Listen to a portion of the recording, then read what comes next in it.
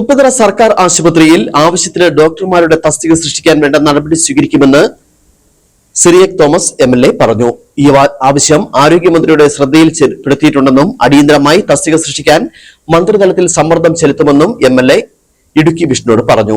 7 ഡോക്ടർമാർ വേണ്ട ആശുപത്രിയിൽ 4 ഡോക്ടർമാരുടെ തസ്തിക മാത്രമാണ് നിലവിലുള്ളത്.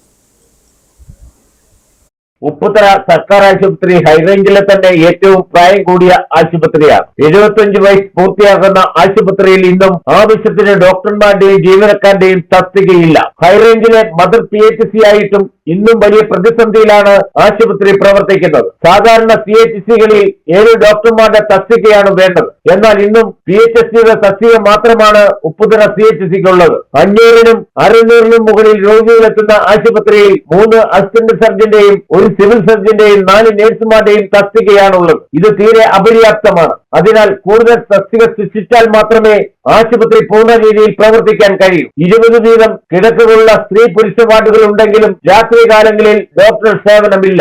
രാത്രികാല IP ആരംഭിക്കാനും ആശുപത്രിക്കായിട്ടില്ല. അതിനാൽ ഉടൻ തസ്തിക സൃഷ്ടിക്കാനുള്ള ശ്രമം നടത്തുമെന്ന് അഡ്വക്കേറ്റ് സിറിയക് തോമസ് ഇടുക്കി വിഷനോട് പറഞ്ഞു. സ്റ്റാഫ് പാറ്റേൺ പുനഃക്രമീകരിച്ചാൽ മാത്രമേ നമുക്ക് കൂടുതൽ ഡോക്ടർമാരെ സർക്കാരിൽ നിന്ന് വെക്കാൻ കഴിയും.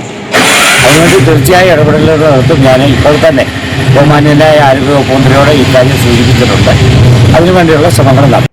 മുൻപ് നിന്ന് ആശുപത്രി ഭരണസമിതിയുടെയും ബ്ലോക്ക് പഞ്ചായത്ത് ഭരണസമിതിയുടെയും വീഴ്ചയാണ് തസ്തികയുടെ കുറവ് നികത്താൻ കഴിയാത്തത്. ജില്ലയിലെ ചില PHCകളിൽ 5 ഡോക്ടർമാരുടെ തസ്തികയുണ്ട്. എന്നിട്ടും ഉപ്പുതറ മദർ CHCയിൽ 4 ഡോക്ടർമാരുടെയും 4 നഴ്സിന്റെയും 1 ഫാർമസിസ്റ്റിന്റെയും തസ്തിക മാത്രമാണ് ഉള്ളത്. ഇതിന് ഉടൻ പരിഹാരം കാണുമെന്നാണ് പീരുമേട് MLA അഡ്വക്കേറ്റ് സിറിയക് തോമസ് ഇടുക്കി വിഷനോട് പറഞ്ഞത്. Idukki vision news, Upputhara.